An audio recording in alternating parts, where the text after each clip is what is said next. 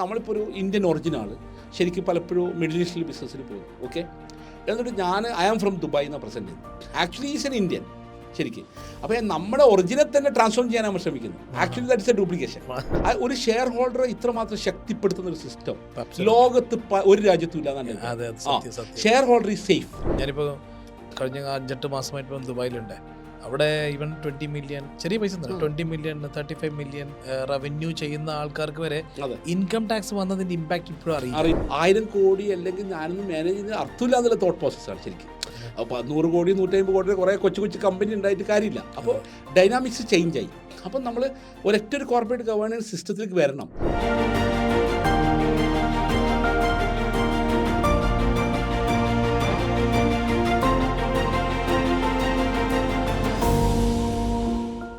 പിന്നെ എനിക്ക് വേറൊരു കാര്യം ചോദിക്കാനുള്ളത്, എനിക്ക് ഇപ്പം ഇന്ത്യയിൽ ഒരുപാട് ഓണ്ടർപ്രണേഴ്സിന് എപ്പോഴും ഞാൻ പറഞ്ഞൊരു കാര്യമാണ്, ഇന്ത്യയിൽ 10-20 വർഷം വർക്ക് ചെയ്ത് നമ്മളൊരു എക്സ്പീരിയൻസ് ഉണ്ടാക്കിയിട്ട് നമ്മൾ മിഡിൽ ഈസ്റ്റിലേക്ക് പോകുന്നു. ഇന്ത്യയിൽ ചെയ്ത ഒരു ബിസിനസ് എക്സ്പീരിയൻസ് എത്രത്തോളം ഗൾഫിൽ പോകുമ്പം യൂസ്ഫുൾ ആയിട്ടുണ്ട്? ഞാൻ ഒരുപാട് പേരുണ്ട് ഗൾഫിൽ നിന്ന് ആരും നാട്ടിലൊന്നും ചെയ്യാറില്ല. ഇവിടെ നിന്നാണ് ആൾക്കാർ എന്നാലും പോയി അവിടെ പോയി എക്സ്പെരിമെന്റ് ചെയ്യുന്നത്. എന്താണ് വാട്ട് ഈസ് അത്? എൻ്റെ അണ്ടർസ്റ്റാൻഡിങ് പ്രകാരം ശരിക്കും പറഞ്ഞാൽ ശരിക്കും നെർച്ചർ ചെയ്യാൻ പറ്റിയ ഏറ്റവും നല്ല മാർക്കറ്റ് ഇന്ത്യയാണ്. നെർച്ചർ ചെയ്യാൻ പറ്റും. ഒന്ന് വെച്ചാൽ ദ ലാർജസ്റ്റ് ഡെമോക്രസി ശരിക്കും. അതുകൊണ്ട് തന്നെ ആ കോംപ്ലിസിറ്റി നമ്മളെല്ലാ നിയമങ്ങളിലും ഉണ്ട് ശരിക്കും. അത് നമ്മളിപ്പോൾ ഇവിടുത്തെ GST ലോ ബുക്ക് എടുത്താൽ, ഓക്കെ, ഇൻകം ടാക്സിൻ്റെ ലോ ബുക്ക് എടുത്താൽ നിങ്ങൾക്ക് ഞാൻ പറയേണ്ട ആവശ്യമില്ല. അതേസമയം തിരിച്ച് നിങ്ങൾ UAE പോയിട്ട് വാറ്റിൻ്റെ എടുത്തുള്ള വെരി സിംപ്ലിഫൈഡ് ആണ് ശരിക്കും. അപ്പോൾ നമ്മൾ ശരിക്കും ഇങ്ങനത്തെ കോംപ്ലിസിറ്റി ഉള്ള സ്ഥലത്തുനിന്ന് പിന്നെ നമ്മൾ കടന്നു വരുമ്പോൾ നമുക്ക് ലോട്ട് ഓഫ് ലെസൺസ് ഉണ്ട് ശരിക്കും. ഈ സ്ഥലം എൻ്റെ നാട്ടിൽ ബിസിനസ് തുടങ്ങി ഞാൻ ലേൺ ചെയ്തപ്പോൾ എനിക്ക് മനസ്സിലാക്കാതെ എൻ്റെ രാജ്യം എംപവേർഡാക്കി മാറ്റുന്നു, എന്നെ ശക്തി തരുന്നത് എനിക്ക്. ഏതൊരു കോമ്പിറ്റൻസി ഇൻക്രീസ് ചെയ്യും നമ്മളെ. Lessons, learnings, lot of learnings, best platform to practice. Yes, of course. Beginning എന്താ വെച്ചാൽ ഒരിക്കലും തന്നെ അമുൽ ബേബിയായിട്ട് വളരേണ്ട ആവശ്യമില്ല എന്ന് എൻ്റെ വാദം. അത് മറ്റ് മാർക്കറ്റുകൾ ഞാൻ പോയപ്പോൾ കണ്ടതെന്ന് വെച്ചാൽ ആ മാർക്കറ്റിൽ ഉള്ള പലർക്കും ഇന്ത്യയിൽ വന്ന് സസ്റ്റെയിൻ ചെയ്യാൻ കഴിയില്ല. ഇന്ത്യ പോലത്തെ മാർക്കറ്റിൽ ഇന്ത്യ അത്രയും കോംപ്ലിസിറ്റി ഡ്രീവനാണ് ശരിക്കും. എസ്പെഷ്യലി കേരളം അതിനേക്കാൾ കോംപ്ലിസിറ്റി ഡ്രീവനാണ്. അപ്പോൾ നമ്മുടെ തോട്ട് പ്രോസസ് തന്നെ ഓൺടർപ്രീനറൽ ഫ്രണ്ട്ലി അല്ല പലപ്പോഴും. ഇത് ആൾക്കാരുടെ, ബ്യൂറോക്രാറ്റ്സിൻ്റെ, ഉദ്യോഗസ്ഥന്മാരുടെ. അപ്പോൾ ഈ ഒരു എക്കോ സിസ്റ്റം നമ്മൾ പ്രാക്ടീസ് ചെയ്യുമ്പോൾ ശരിക്കും ഞാൻ മനസ്സിലാക്കി. ഇപ്പം നമ്മൾ യൂണിയൻ, ഇപ്പം ഞാൻ എൻ്റെ നാട്ടിൽ സാധാരണ രീതിയിൽ പറയുന്നതിന് യൂണിയൻ ഇഷ്യൂ, ഭയങ്കര യൂണിയൻ ഇഷ്യൂ ഉള്ള സ്ഥലമാണ്. ഇപ്പോൾ തലശ്ശേരി ആയാലും പയ്യന്നൂരൊക്കെ ഹെവി യൂണിയൻ ഇഷ്യൂ ഉള്ള സ്ഥലങ്ങളാണ്. ഇന്ന് കുറച്ചൊക്കെ മാറ്റങ്ങൾ വന്നിട്ടുണ്ട്. പക്ഷെ എന്നിരുന്നാൽ തന്നെയും ആ ഒരു ദ വേ ഓഫ് തിങ്കിങ് തന്നെ ഡിഫിക്കൽട്ടാണ്. അപ്പോൾ ആ ഒരു സ്ഥലത്ത് നിന്ന് വന്നപ്പോൾ നമുക്ക് ആ കോമ്പിറ്റൻസി കൈ വന്നു എന്നാണ് എനിക്ക് പറയാനുള്ളത്. ഇനി GST ആസ്പെക്ട്സ്, ഇപ്പം ഞാൻ കഴിഞ്ഞ ഒരു 30 years എക്സ്പീരിയൻസിൽ 3 ടാക്സ് റിഫോംസാണ് എൻ്റെ ഒരു ഇതിൽ. ആദ്യം ഞാൻ ബിസിനസ്സിൽ വരുമ്പോൾ കേരള ഗവൺമെൻറ് സെയിൽ ടാക്സ് ആയിരുന്നു ഇവിടുത്തെ ലോക്കലിൽ. പിന്നെ അത് VAT വന്നു, പിന്നെ GST വന്നു. അപ്പോൾ ഈ ടാക്സ് റിഫോംസ് കണ്ട തലമുറ വളരെ റെയർ ആയിരിക്കും ശരി. അതൊരു വലിയ ചേഞ്ച് ആണല്ലോ. ചേഞ്ച് മാനേജ്മെൻറ്റ് നമ്മളിപ്പോൾ എന്തെല്ലാം പ്രാക്ടീസ് ചെയ്തു. ഇപ്പോൾ ഡിമോണിറ്റൈസേഷൻ വി എക്സ്പീരിയൻസ് അല്ല, ശരിയല്ല? അത് വളരെ റെയർ ആയിട്ടുള്ള രാജ്യത്ത് മാത്രം കിട്ടുന്നൊരു അസുലഭ അവസരമായിട്ടാണ് ഞാൻ കണ്ടത്. It is A great experience. നമ്മൾ വേറെ രാജ്യത്ത് അത് എക്സ്പീരിയൻസ് എനിക്ക് ചെയ്യാൻ പറ്റുമോ എന്ന് നമുക്കറിയില്ല നമ്മുടെ ലൈഫ് ടൈമിൽ. അപ്പോൾ എൻ്റെ പോയിന്റ് എന്ന് വെച്ചാൽ ഡിമോണിറ്റൈസേഷൻ വരുമ്പോൾ എങ്ങനെയായിരിക്കും എക്കണോമി, അല്ലെങ്കിൽ എങ്ങനെയാണെന്നുള്ളത് നമ്മൾ പഠിക്കായിരുന്നു ശരിക്കും. അപ്പോൾ അതുപോലെ തന്നെ നമ്മൾ പിന്നെ ടാക്സ് റിഫോർമേഷന് കണ്ടു, പലത് കോവിഡ് കാലഘട്ടങ്ങൾ നമ്മൾ കണ്ടു. അപ്പോൾ അതുകൊണ്ട് തന്നെ എന്ന് വെച്ചാൽ ശരിക്കും നമ്മുടെ നാട്ടിലെന്താ വെച്ചാൽ നാട്ടിലെ ലെസൺസ് നമ്മളെ ശക്തിപ്പെടുത്തി. അത് എൻ്റെ കരിയറിൽ, എൻ്റെ ഗ്രൂപ്പിൻ്റെ കരിയറിലൊക്കെ എൻ്റെ രാജ്യം, എൻ്റെ നാടൊക്കെ നമ്മൾ ശക്തിപ്പെടുത്തി എന്നാണ് എൻ്റെ തിരിച്ചറിവ്. എന്താ വെച്ചാൽ അതുകൊണ്ട് തന്നെ ഏത് രാജ്യത്ത് പോകുമ്പോഴും നമുക്ക് അതിൻ്റെ ഇമ്പോർട്ടൻസ്, അതിൻ്റെ ലെസൺസ് അതൊക്കെ നമ്മൾ ഇൻസ്പയർ ചെയ്യുന്നു. അപ്പം നമ്മൾ ഇതിൽ നിന്നുള്ള ഒരു പാഠം ഉൾക്കൊണ്ടത് കൊണ്ട് ഏത് രാജ്യത്ത് പോകുമ്പോഴും നമ്മൾ അവിടുത്തെ റെഗുലേഷൻസിനാ, അവിടുത്തെ പ്രാക്ടീസസിനാ നമ്മൾ അണ്ടർസ്റ്റാൻഡ് ചെയ്യുന്നു. അത് നമ്മൾ പെർഫെക്റ്റ് ആക്കി എടുക്കാൻ ശ്രമിക്കുന്നു. അത് നമ്മുടെ നിലനിൽപ്പിനും നമ്മുടെ ഗ്രോത്തിനും ആധാരമായി മാറും. അതാണ് എൻ്റെ ലെസൺ. ഞാനിപ്പോൾ കഴിഞ്ഞ 5-8 മാസമായിട്ട് ദുബായിലുണ്ട്. അവിടെ ഈവൻ 20 മില്യൺ ചെറിയ പൈസ 20 മില്യൺ 35 മില്യൺ റവന്യൂ ചെയ്യുന്ന ആൾക്കാർക്ക് വരെ അതെ. ഇൻകം ടാക്സ് വന്നതിന്റെ ഇമ്പാക്ട് ഇപ്പോഴും അറിയില്ല. അറിയില്ല. കാരണം ശരിയാണ്. ഇപ്പോഴാണ് ഇൻകം ടാക്സ് വന്നത്. എന്തൊക്കെ ചെയ്യണം, ഇതിന് കംപ്ലൈന്റ് ചെയ്യണോ, നമ്മൾ DDS DCS എന്ന് വേണ്ട എല്ലാ ഇനി ഇവിടുത്തെ ROC കംപ്ലയിൻസ് ശരിക്ക് എൻ്റെ അണ്ടർസ്റ്റാൻഡിങ് പ്രകാരം ഞാനൊരു പാർട്ണർഷിപ്പ് ഫേമായിട്ട് വന്നിട്ട് മെല്ലെ പ്രൈവറ്റ് ലിമിറ്റഡ് കമ്പനീസും ഇങ്ങനെയൊക്കെയാണ് LLPs ഒക്കെ ബിൽഡ് ചെയ്തത്. പക്ഷേ അതിലൊക്കെ ലെസൺസ് ഉണ്ട്. പക്ഷേ എൻ്റെ പോയിന്റ് ഇപ്പോഴും കോർപ്പറേറ്റ് ഗവേണൻസിൽ Indian system I really appreciate. വളരെ സ്ട്രോങ്ങസ്റ്റ് ഒരു ഷെയർ ഹോൾഡറെ ഇത്രമാത്രം ശക്തിപ്പെടുത്തുന്ന ഒരു സിസ്റ്റം ലോകത്ത് ഒരു രാജ്യത്തും ഇല്ല. Share holder is safe actually. തിരിച്ച് നമ്മൾ പിന്നെ ഞാനൊരു കൺട്രീനെ എടുത്ത് പറയുന്നില്ല, മറ്റൊരു രാജ്യത്ത് പോകുമ്പോൾ അവിടുത്തെ പിന്നെ governance system I am not happy because എന്താ വെച്ചിട്ടുള്ള ഷെയർ ഹോൾഡർ സേഫ് അല്ല ശരിക്കും. പക്ഷെ ഞാൻ അറിയുന്ന തന്നെ ഒരു ബിസിനസ്സിൽ പിന്നെ അവർക്ക് സക്സഷനോട് കൂടി അവരെ പിന്നെ മക്കൾക്ക് ഒരു വലിയൊരു ബിസിനസ് കയ്യിൽ വന്നപ്പോൾ പിന്നെ ഈ മക്കൾ എന്ന് പറയുമ്പോൾ പെൺമക്കളും ഉണ്ടാവും. പെൺമക്കളാണെങ്കിൽ കല്യാണം കഴിച്ച് പോയിട്ടുണ്ടാവും, പുതിയ മക്കളുടെ കൂടെ ഉണ്ടാകുക. അവർക്ക് ബിസിനസ്സൊന്നും അവർക്ക് അറിയില്ല. ലൈസൻസിൽ അവരൊക്കെ പേര് വന്നു. കാരണം വെച്ചാൽ ഈ പറഞ്ഞ പോലെ പിന്നെ ലീഗൽ എയർഷിപ്പ് വരുമല്ലോ. അപ്പോൾ പിന്തുടർച്ചാവകാശ ഇത് പ്രകാരം കിട്ടി. അപ്പോൾ ലൈസൻസിൽ അവരെ പേര് വന്നു. അവർക്ക് ബിസിനസ്സുമായിട്ട് ദൈനംദിനമായിട്ട് ഒരു ബന്ധമില്ല. Okay, some benefit is there, ownership also there. But ആ ബിസിനസ് ട്രബിളിൽ പോയപ്പോൾ ആ കൺട്രിയിൽ അവർ അറസ്റ്റിലാകാൻ കാരണമായി മാറി. അവർ ബിസിനസ് മാനേജ് ചെയ്തിട്ടില്ല, അവരാകെ ഓൺ ചെയ്തിട്ടേ ഉള്ളൂ ശരിക്കും. ഓക്കെ, പക്ഷേ she doesn't know anything actually. So അത് ഇന്ത്യയിലാണെങ്കിലോ, ഇന്ത്യയിൽ ഡയറക്ടറാണ്. അപ്പോൾ ഇപ്പോൾ നമുക്കിവിടെ എക്സാമ്പിൾ അപ്പോയിൻറ്റഡ് മാനേജിംഗ് ഡയറക്ടർ ആവാം, ഇൻഡിപെൻഡൻറ്റ് ഡയറക്ടർ ആവാം. പിന്നെ അപ്പോൾ ഡയറക്ടേഴ്സിനാണ് റെസ്പോൺസിബിലിറ്റി. ഡയറക്ടേഴ്സ് തന്നെ ഷെയർ ഹോൾഡർ ആവണമെന്ന് നിർബന്ധമില്ല. So it's A very good system in India. ഇന്ത്യയിൽ ഡയറക്ടർഷിപ്പ് എന്ന് പറഞ്ഞാൽ ശരിക്കും പറഞ്ഞാൽ ലയബിലിറ്റിയാണ്. അസറ്റ് എന്ന് പറഞ്ഞാൽ ഷെയർ മാത്രമേ അസറ്റ്. അപ്പോൾ എൻ്റെ പോയിന്റ് പലപ്പോഴും നമ്മുടെ എസ്പെഷ്യലി നമ്മുടെ മലയാളികൾക്ക് പലർക്കും മനസ്സിലാകാത്തത് എല്ലാവർക്കും ഡയറക്ടർഷിപ്പ് വേണമെന്നാണ്. ഞാൻ പറഞ്ഞത് ഡയറക്ടർഷിപ്പ് ഒഴിവാക്കി തരാം എന്ന് വെച്ചാൽ ഇത് is A responsibility, legal bonding ആണ്. ഓക്കെ, പക്ഷേ ആക്ച്വലി ആരാണ് 99% ഷെയർ ഹോൾഡിങ് ചെയ്യുന്ന ഒരാളും കമ്പനിയിൽ ഡയറക്ടർ ആവണമെന്ന് ഇല്ല എന്നുള്ള തിരിച്ചറിവ് പലർക്കും ഇല്ല. അപ്പോൾ എല്ലാവരും വിചാരിക്കുന്നത് മാനേജിംഗ് ഡയറക്ടർ എന്ന് പറയുന്നത് ഒരു വലിയ പൊസിഷനാണെന്നാണ്. അതൊരു ഉത്തരവാദിത്തമായിട്ട് കാണുന്നില്ല ശരിക്കും. അത് ലീഗൽ ലയബിലിറ്റി കൂടിയാണ് ശരിക്കും. കമ്പനീൻ്റെ ഏതൊരു നിയമപരമായ വിഷയത്തിലുള്ള ലീഗൽ ലയബിലിറ്റിയാണ് ശരിക്കും ഡയറക്ടർഷിപ്പ്. അപ്പോൾ ഡയറക്ടർഷിപ്പ് വലിയൊരു സാധനമായിട്ട് സംസാരിക്കുന്ന സമൂഹത്തിൽ നിന്നാണ് ഞാൻ വരുന്നത്. അപ്പോൾ ഐ നോ വെരി വെൽ. അപ്പോൾ ഷെയർ ഹോൾഡർ ആക്ച്വലി വളരെ സേഫാണ് ഇന്ത്യയിൽ. ഷെയർ ഹോൾഡർ സേഫാണ്. ഒരു ഷെയർ ഹോൾഡറായിട്ട് നിൽക്കാൻ പറ്റിയ ഏറ്റവും മികച്ച ഒരു രാജ്യമായിട്ട് എന്നോട് ചോദിച്ചാൽ ആദ്യത്തെ സ്റ്റാൻഡ് ഞാൻ ഇന്ത്യക്കാന്ന് പറഞ്ഞു. ഞാൻ മനിക്കാരൻ ഞാൻ ഈ ബിസിനസ് ഓണേഴ്സിന്റെ ക്ലാസ് എടുക്കാറുണ്ട്. അതിലൊരു ടോപ്പിക്ക് ഈ സക്സഷൻ പ്ലാനിങ് ആണ്.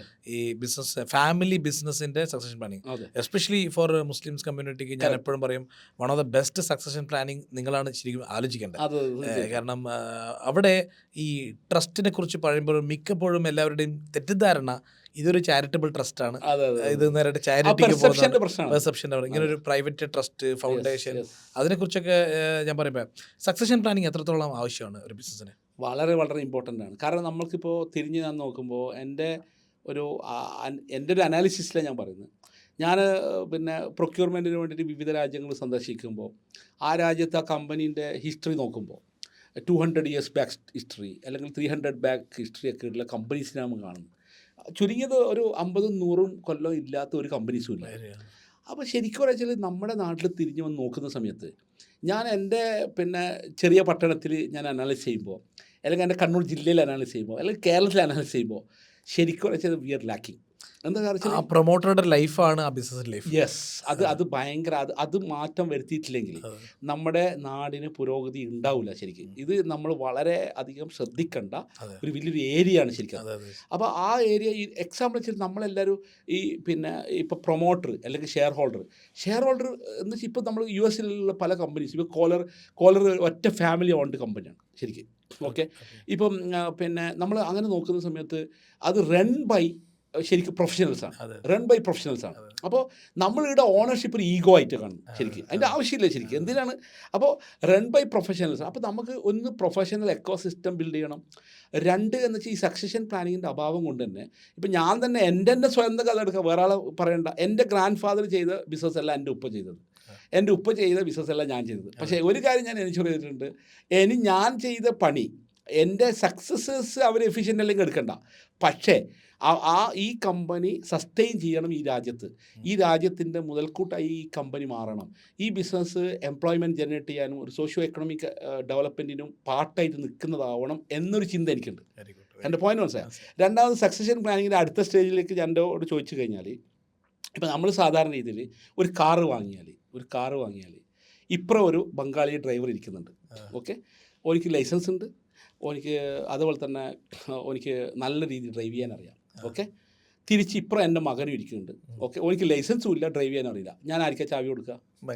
ബംഗാളിക്കല്ലേ കൊടുക്കുള്ളൂ. അപ്പോൾ 5 ലക്ഷം രൂപയോ 10 ലക്ഷം രൂപയുള്ള കാറിന് നമ്മൾ ഇതാണെങ്കിൽ ഒരു ബിസിനസ്സിന് നമ്മൾ എന്തിനാണ് ബിസിനസ് എന്ന് പറയുമ്പോൾ ഒരുപാട് ആളെ സ്വാധീനിക്കുന്ന, അല്ലെങ്കിൽ രാജ്യത്തിൻ്റെ പുരോഗമനത്തിൻ്റെ ഭാഗമാകുന്ന, ഒരുപാട് എംപ്ലോയ്മെൻറ്റ് ജനറേറ്റ് ചെയ്യുന്ന, ഒരുപാട് വെൽത്ത് ക്രിയേറ്റ് ചെയ്യുന്ന, ഓക്കെ, അപ്പോൾ അങ്ങനത്തെ ഒരു ബിസിനസ്സിലോട്ടേക്ക് നമ്മളെ മകൻ തന്നെ കപ്പാസിറ്റി ഇല്ലെങ്കിൽ വരണ്ടാന്ന് എൻ്റെ വാദം. അങ്ങനത്തെ ഒരു ഇമോഷൻ്റെ ആവശ്യമില്ല. അതെന്താ അതിൻ്റെ റീസൺ എന്ന് വെച്ചാൽ, ഒന്ന് നമ്മൾ പ്രൊഫഷണലിസം, അക്കൗണ്ടബിലിറ്റി, അതുപോലെ തന്നെ പിന്നെ മറ്റ് പ്രോസസ്സുകൾ, കമ്പനി എൻ്റെ point of view company first പോളിസിയാണ്. കമ്പനിയാണ് ഫസ്റ്റ്.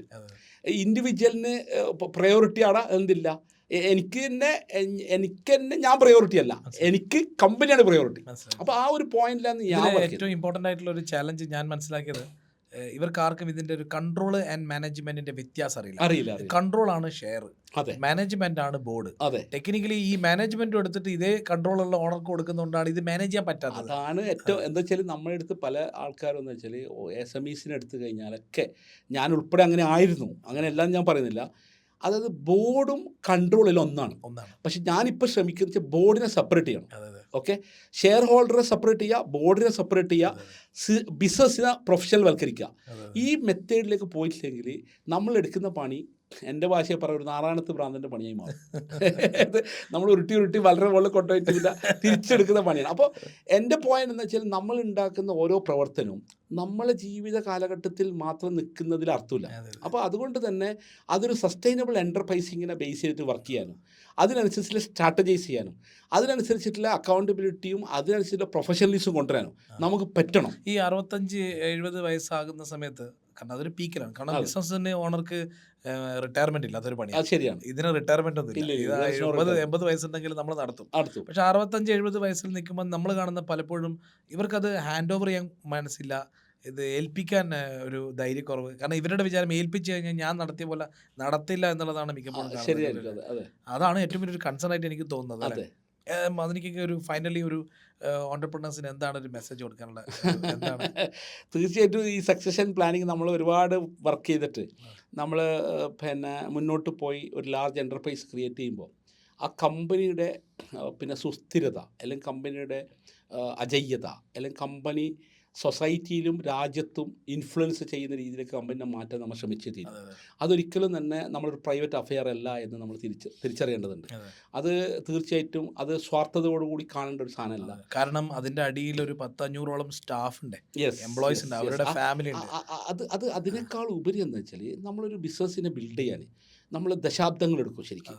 ഇത് ബിൽഡ് ചെയ്ത് infrastructure, resource, inventory or technology, everything ഉണ്ടാവുമല്ലോ.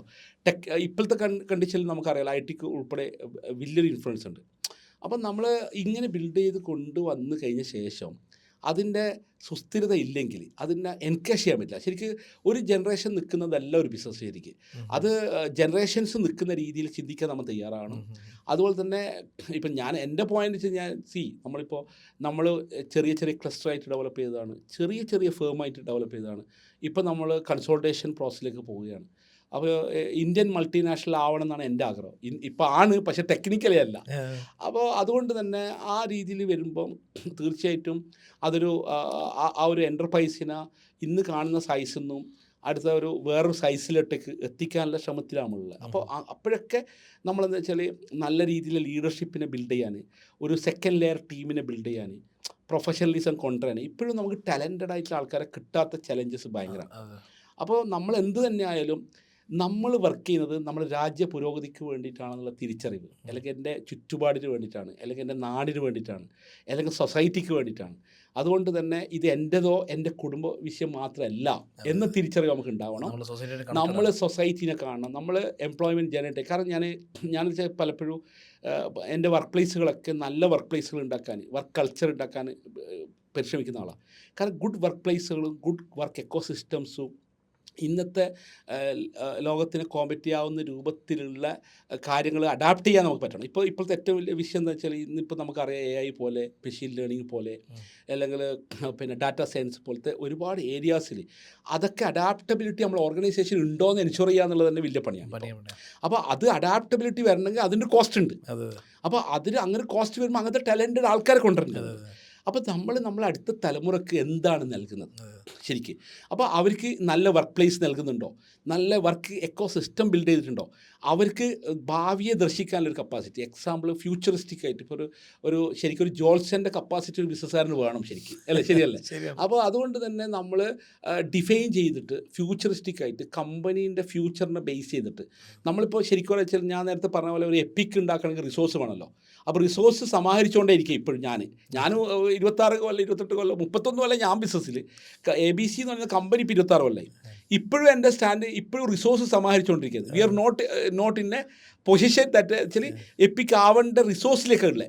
അപ്പോൾ റിസോഴ്സസ് എന്ന് പറയുമ്പോൾ ഈ റിസോഴ്സൊക്കെ സമാഹരിച്ച് വരുമ്പോഴേക്ക് നമ്മൾ സക്സഷൻ പ്ലാനിങ് പെർഫെക്റ്റ് അല്ലെങ്കിൽ പിന്നെ അടുത്ത തലമുറ ഇത് എങ്ങനെ കൊണ്ടുപോകും? അല്ല, ഞാൻ എപ്പോഴും പറയുന്നൊരു കാര്യം, ഓൺടർപ്രണർ അല്ല ഫെയിൽ ആവുന്നത്, പ്രോഡക്റ്റ് അല്ല ഫെയിൽ അല്ല, ആവുന്നത്, ഒരിക്കലല്ല. ബിസിനസ് അല്ല, അതിന്റെ പുറകിൽ നിൽക്കുന്ന പീപ്പിൾ കൊണ്ടാണ് പലപ്പോഴും ഇത് ഫെയിൽ ആവുന്നത്. തീർച്ചയായിട്ടും. അല്ലാണ്ട് ഓൺടർപ്രണർ ആസ് എ വിഷൻ, അല്ല, പ്രോഡക്റ്റ് വളരെ നല്ലതാണ്, Yes. കൺസ്യൂമർ അത് ഹാപ്പിയാണ് എടുക്കുന്നുണ്ട്. തീർച്ചയായിട്ടും. പക്ഷെ ഇത് കൊണ്ട് നടക്കുന്ന ഒരു ടീം ഓഫ് ആൾക്കാരുണ്ടല്ലോ, ഇവർ ശരിക്കും ആപ്റ്റ് ആണോ എന്നുള്ളതാണ് ഏറ്റവും വലിയ പ്രശ്നം. അല്ല, ഇതിൽ അതാണ് ഇപ്പോൾ ഏതൊരു ട്രേഡിലും വലിയ രീതിയിലൊരു ട്രാൻസ്ഫോർമേഷനാണ് ട്രേഡ് ആൻഡ് കൊമേഴ്സിൽ എല്ലാത്തിലും വരുന്നത്.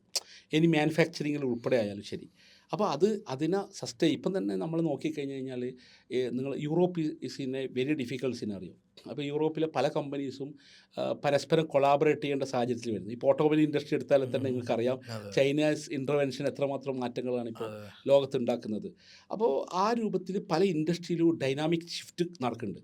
അപ്പോൾ നമ്മളെന്ന് വെച്ചാൽ ബിസിനസ് ഫീൽഡിൽ ഡിക്കേഡുകളായിട്ട് നിൽക്കുന്നതുകൊണ്ട് ഒരേ സമയം ചൈന എന്താണ്, ഒരേ സമയം യൂറോപ്പ് എന്താണ്, ഒരേ സമയം ഗ്ലോബൽ മാർക്കറ്റ് പ്ലേസ് എന്താണ്, ആഫ്രിക്ക എന്താണ്, ഇന്ത്യ എന്താണ് എന്ന് ലേൺ ചെയ്തുകൊണ്ടേ ഇരിക്കുക. ശരിക്കും ഇതിലൊരു ലേണിംഗ് ഉണ്ട് ശരിക്കും.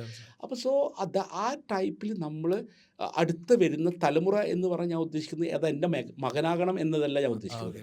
നമ്മുടെ ഓർഗനൈസേഷനെ റൺ ചെയ്യുന്ന ആൾക്ക് ഈ രീതിയിലുള്ള ഒരു ഫ്യൂച്ചർ പെർസ്പെക്റ്റീവിനെ ബേസ് ചെയ്തിട്ട് ഒരു എക്കോ സിസ്റ്റം ബിൽഡ് ചെയ്തിട്ട് കൃത്യമായ ഒരു സക്സഷൻ പ്ലാനിങ്ങിന് വേണ്ടി വർക്ക് ചെയ്യുക എന്നുള്ളതാണ് എൻ്റെ ഒരു പോയിന്റ്.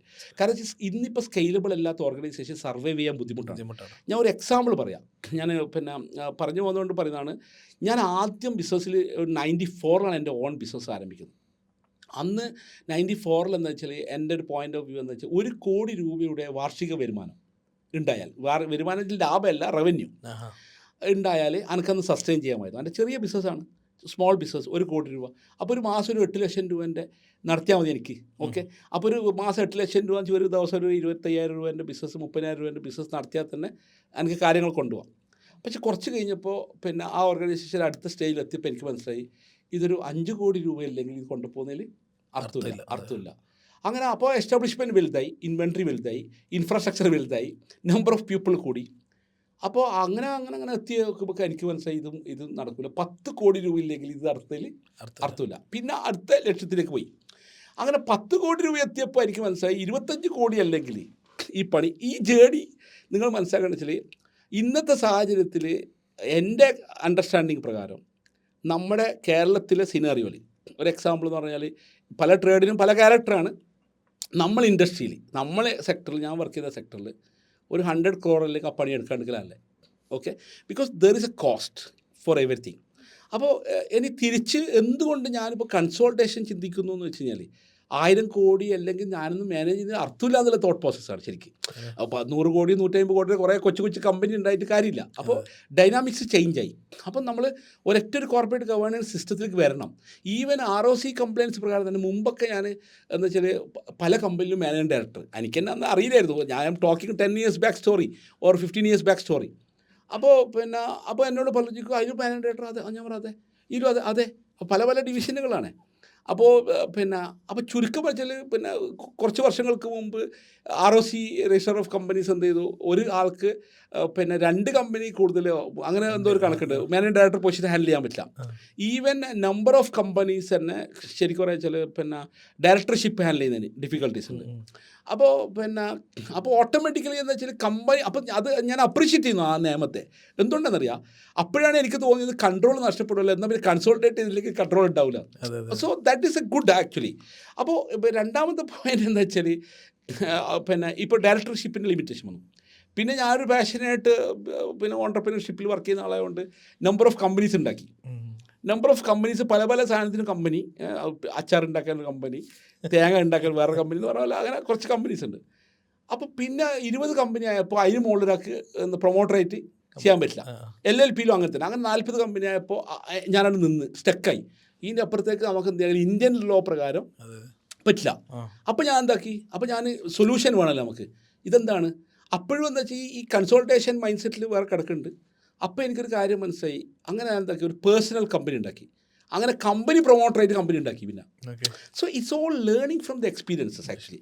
സോ ROC ചെയ്യുന്ന ഈ നിയമങ്ങളിലെല്ലാം ഞാൻ കുറേയൊക്കെ പ്രാക്ടിക്കൽ എക്സ്പീരിയൻസ് ലേണിംഗ് ആണ്, പക്ഷേ കുറേ ഞാൻ ലേൺ ചെയ്യുകയും ചെയ്യും. പക്ഷേ I think that I am appreciating the strategies that taken by the ministry of commerce. അതായത് നമ്മളെപ്പോഴും ഒരു കസ്റ്റമറിന് ആസ്പദമായിട്ടാണല്ലോ നമ്മൾ പ്രോഡക്റ്റ് റിലീസ് ചെയ്യുന്നത്. അതുപോലെ തന്നെ കോൺസ്റ്റന്റ് ആയിട്ട് income tax law, GST law, company law evolve ചെയ്തുകൊണ്ടിരിക്കുന്ന പറഞ്ഞാൽ മാർക്കറ്റിന് ഇപ്പോഴെന്താണോ നീഡ് അതിനനുസരിച്ചിട്ട് അവർ മാറുന്നുണ്ട്. ഇവൺ FEMA മാറുന്നുണ്ട്. എല്ലാവരും they also understand what is business. അതിനനുസരിച്ച് അവർ മേ ബി നമ്മൾ കാണുമ്പോൾ അത് ഭയങ്കര ഇന്ത്യയിൽ ബിസിനസ് ചെയ്യാൻ ഏറ്റവും ബുദ്ധിമുട്ടെന്ന് പറയുന്നത് കംപ്ലയൻസസ് കുറച്ച് കൂടുതലാണ്. ഈ കംപ്ലയൻസസ് എനിക്ക് അറിയാത്തത് കൊണ്ടുള്ള ടെൻഷനാണ് വന്നിട്ട് എനിക്ക് നമ്മളങ്ങനെയാണല്ലോ നടന്ന്. അതാ ഞാൻ പറഞ്ഞേ, ഇതൊക്കെ അഡാപ്റ്റ് ചെയ്യാനുള്ള ഒരു അഡാപ്റ്റബിലിറ്റി നമുക്ക് ഉണ്ടാകുക, കോൺസ്റ്റന്റ് ലേണിങ്ങിന് നമ്മൾ തയ്യാറാകുക. അപ്പോൾ നമ്മൾ പലപ്പോഴും എന്താ വെച്ചാൽ റെസിസ്റ്റൻസാണ് കാണിക്കുന്നത്. പക്ഷെ ഞാനത് എന്താ വെച്ചാൽ നേരെ അക്സെപ്റ്റ് ചെയ്യുന്നു. ഞാൻ അപ്രീഷിയേറ്റ് ചെയ്യുന്നത് ഇത്രയും കമ്പനി മാനേജർ ഡയറക്ടർ പോസ്റ്റ് പാടില്ലാതെ അണ്ടർസ്റ്റാൻഡ് ചെയ്യും. നമ്മൾ സ്മൂത്താണ് ബിസിനസ് ചെയ്യാൻ, വളരെ ചില രാജ്യങ്ങളിൽ ബിസിനസ് ചെയ്യാൻ വളരെ സ്മൂത്താന്ന് പറയാൻ കാരണം അവിടെ ആരും ഒന്നും ചോദിക്കുന്നില്ല. നമ്മൾ ബില്ലടിക്കുന്നതിന് ചോദിക്കുന്നില്ല, ബാങ്കിൽ പൈസ വരുന്നതിന് ചോദിക്കുന്നില്ല. അത് അങ്ങനെയുള്ള അല്ല. അതുകൊണ്ട് തന്നെ നമുക്ക് GCC കൺട്രീനെ എടുത്താൽ നമ്മൾ നോക്കിക്കഴിഞ്ഞാൽ, ഇപ്പോൾ ഒരു എക്സാമ്പിൾ ഒരു ഇന്ത്യൻ എക്കണോമി ആയിട്ട് കമ്പയർ ചെയ്താൽ നിങ്ങൾക്കൊരു ടാറ്റനെ നിങ്ങൾക്ക് കാണിച്ചു തരാൻ പറ്റുമോ? നിങ്ങൾക്കൊരു റിലയൻസിനെ കാണിച്ചു തരാൻ പറ്റുമോ? അല്ലെങ്കിൽ ഒരു അദാനിനെ കാണിച്ചു തരാൻ പറ്റും. So it's all matters. പക്ഷെ നമ്മൾ ചെറിയ വ്യൂ പോയിന്റ് നോക്കുന്നതുകൊണ്ടാണ് ശരിക്കും. ഞാൻ ഈ കോർപ്പറേറ്റ്സിനെ സപ്പോർട്ട് ചെയ്ത് സംസാരിക്കാനല്ല.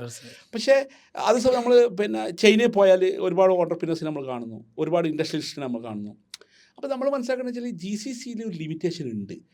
എങ്ങനെ ലിമിറ്റേഷൻ എന്ന് വെച്ചാൽ എൻ്റർപ്രൈസിങ്ങിൽ ഈ ഒരു പെർട്ടിക്കുലർ സ്റ്റേജിൻ്റെ അപ്പുറത്തോട്ടേക്ക് ഒരു കമ്പനി വളരുന്നത് ഡിഫിക്കൽട്ടി ഉണ്ട് എന്നാണ് എൻ്റെ അടുത്ത ലോ തന്നെ. എന്ന് വെച്ചാൽ ഒരു പെർട്ടിക്കുലർ അതിൻ്റെ അപ്പുറത്തോട്ടേക്ക് ആ കമ്പനി വളരേണ്ടതാണ് എൻ്റെ മനസ്സിലാക്കുന്നത്. ഞാൻ പറയുന്നതുകൊണ്ട് തോന്നരുത് ഇതൊരു കോൺട്രവേഴ്ഷ്യൽ കണ്ടൻ്റാണ്. ചില അവിടുത്തെ നിയമങ്ങളിൽ പലതിലും എന്തുണ്ടെന്ന് വെച്ചാൽ ഒരു പവർ വേറെ സ്ഥലത്തേക്ക് പോകും, നമ്മൾ നിൽക്കില്ല ആഫ്റ്റർ പോയിന്റ്. ഇവിടെ ഇന്ത്യൻ ഗവർണൻസ് സിസ്റ്റം അങ്ങനെയല്ല ശരിക്കും. അപ്പോൾ ഞാൻ ഐ റിയലി അപ്രീഷിയേറ്റ്. ഇവിടെ അവിടെ വളരുമ്പം ആ വ്യക്തിയാണ് വളരുന്നത്. യെസ്, നമ്മുടെ ഇവിടെ വളരുമ്പോൾ സിസ്റ്റമാണ് ആ ഡിഫറൻസ്. ശരിക്കും പറഞ്ഞ ഒരു എക്കോ സിസ്റ്റം വളരുന്നുണ്ട്. അവിടെ ആ പർട്ടിക്കുലർ വ്യക്തിയാണ് വളരുന്നത്. അദ്ദേഹം ചിലപ്പം മൾട്ടി ബില്യണർ ആയിരിക്കാം. അല്ല, ഓഫ് കോഴ്സ് അത് ഞാൻ അങ്ങനെയല്ല ഞാൻ പറഞ്ഞത് ലാഭം ഉണ്ടാക്കാൻ പറ്റൂല എന്നല്ല. ഞാൻ പറഞ്ഞത് ലാഭം ഉണ്ടാക്കാൻ പറ്റൂല എന്നോ അല്ലെങ്കിൽ ബിസിനസ് ചെയ്യാൻ, അതങ്ങനെയല്ല. പക്ഷെ നമ്മൾ ഇതിൽ നിന്നൊരു പാഠം ഉണ്ട് എന്നുള്ളതാണ് എൻ്റെ പോയിന്റ്. ശരിക്കും ഒരു ടാറ്റന നമ്മളിപ്പോൾ ഒരു ഇന്ത്യൻ ഒറിജിനാൾ ശരിക്കും പലപ്പോഴും മിഡിൽ ഈസ്റ്റിൽ ബിസിനസ്സിന് പോകുന്നു. ഓക്കെ, എന്നിട്ട് ഐ ആം ഫ്രം ദുബായ് എന്നാണ് പ്രസൻറ്റ് ചെയ്യുന്നത്. ആക്ച്വലി ഈസ് എൻ ഇന്ത്യൻ ശരിക്കും. അപ്പോൾ നമ്മുടെ ഒറിജിനെ തന്നെ ട്രാൻസ്ഫോം ചെയ്യാനാണ് ശ്രമിക്കുന്നത്. Actually that is a duplication. എൻ്റെ പോയിന്റ് അതാണ്. അപ്പോൾ I am in Indian, I am an Indian entrepreneur, I am working in various markets. ഇതാണ് എൻ്റെ concept. Office in these places. Yes, that's all. അപ്പോൾ എന്ന് വെച്ചാൽ അതുകൊണ്ട് തന്നെ I really love my country. And I really love the way of the systems and processes in terms of പല കാര്യങ്ങളിലും നമുക്ക് ചലഞ്ചസ് ഉണ്ടെങ്കിലും ഞാൻ പറയുന്നു നമ്മൾ ശക്തിപ്പെടുത്തിയ മാർക്കറ്റ് ഇതാണ്.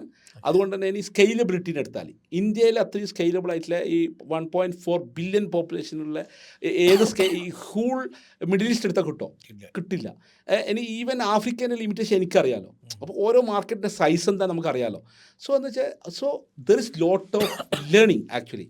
സോ ഇന്ത്യ ശരിക്ക് എന്താണ് യൂണിറ്റി ഇൻ ഡൈവേഴ്സിറ്റി എന്ന് പറയുന്ന പോലെ ഇന്ത്യയിൽ നിന്ന് നല്ല പാഠങ്ങൾ ഉൾക്കൊള്ളാനുണ്ടെന്നും ഈവൻ ഇന്ത്യയിൽ തന്നെ കേരളക്കാരായ വലിയ ബിസിനസ്സുകാരുണ്ട്, വലിയ ആൾക്കാരുണ്ട്, നല്ല ആൾക്കാരുണ്ട്, വളരെയധികം സൊസൈറ്റിയിൽ ഇൻഫ്ലുവൻസ് എടുത്ത ആൾക്കാരുണ്ട്. പക്ഷേ നമുക്കൊരു ലേണിംഗ് ആവശ്യമുണ്ട്. എന്ന് വെച്ചാൽ ഇന്ത്യയിൽ ഗുജറാത്ത് പോലത്തെ അല്ലെങ്കിൽ മുംബൈ പോലത്തെ അല്ലെങ്കിൽ ഡൽഹി പോലത്തെ ആ സ്ഥലങ്ങളിലുള്ള ആൾക്കാരിലെ ഒരു പാഠം നമ്മൾ പഠിക്കാനുണ്ട്.